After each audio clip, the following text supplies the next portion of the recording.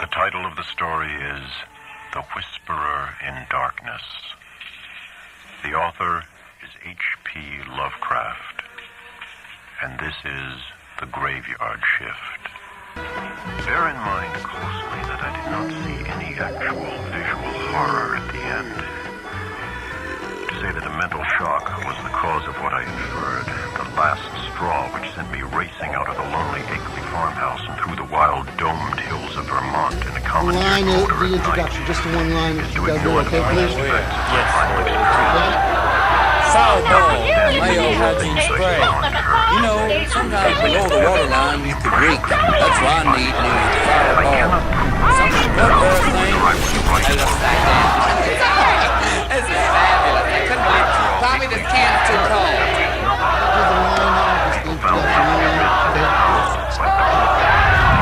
Hello, I'm Trump. You know, I have very few Jewish friends, if any. But I'd like to say, won't you please help support the United Goyim College Fund? Help learn a child to eat hot dogs this year, mayonnaise and corned Can we beef. get another actor in, please? Oh, give me a chance, please. I need this. You want to say, I didn't listen. I just got well, and even though I... Nothing at all either. Without subject to just such work. Can we hear it, please? Очень нас бить Америка. Сейчас у нас скоро. Ожидая перегладно. Something when you tell you спеяло. The whole matter began. Jack Nicholson, you know, Howard Storm is directing goddamn commercials. It's incredible that he can find a camera small enough to work with. That one, the small director. Have him watched and sent to my tent. It's time for the little special puppet show for the boys.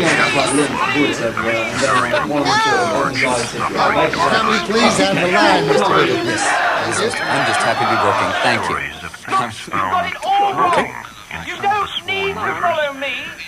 You know, amnesia is a... Embarked on curious discussions and impossible to me to shed what light I could on the subject.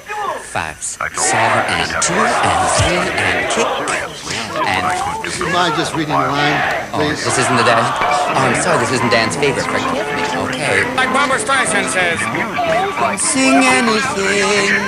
Shoot me in profile. I'll walk into Vaseline. I can sing anything. And cut. But Elizabeth, I have needs.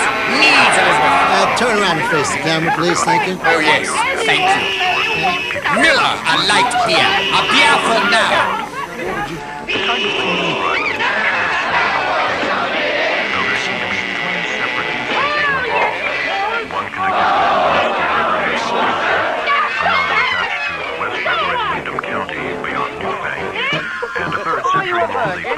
In Caledonia County of Winsville. Of course, many of the stray items mentioned in other instances, but on analysis, they also boil down to these three. In each case, country folk reported seeing one or more very bizarre and disturbing objects in the surging waters that poured down from the unfrequented hills. And there was a widespread tendency to connect these sites with a primitive, half-forgotten cycle of whispered legend which old people resurrected for the occasion. What people thought they saw were organic shapes, not quite like any that they had ever seen before. Naturally, there were many human bodies washed along by the streams in that tragic period. But those who described these strange shapes felt quite sure that they were not human, despite some superficial resemblances in size and general outline. Nor, said the witnesses, could they have been any kind of animal known to Vermont.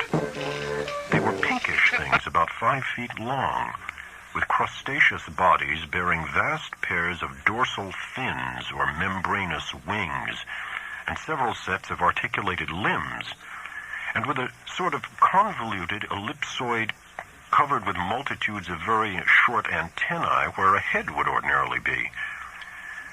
It was really remarkable how closely the reports from different sources tended to coincide, though the wonder was lessened by the fact that the old legends shared at one time throughout the hill country furnished a morbidly vivid picture which might well have colored the imaginations of all the witnesses concerned. It was my conclusion that such witnesses, in every case naive and simple backwoods folk, had glimpsed the battered and bloated bodies of human beings or farm animals in the whirling currents, and had allowed the half-remembered folklore to invest these pitiful objects with fantastic attributes. The ancient folklore, while cloudy, evasive, and largely forgotten by the present generation, was of a highly singular character, and obviously reflected the influence of still earlier Indian tales. I knew it well, though I had never been in Vermont, through the exceedingly rare monograph of Eli Davenport, which embraces material orally obtained prior to 1839 among the oldest people of the state. This material, moreover, closely coincided with tales which I had personally heard from elderly rustics in the mountains of New Hampshire.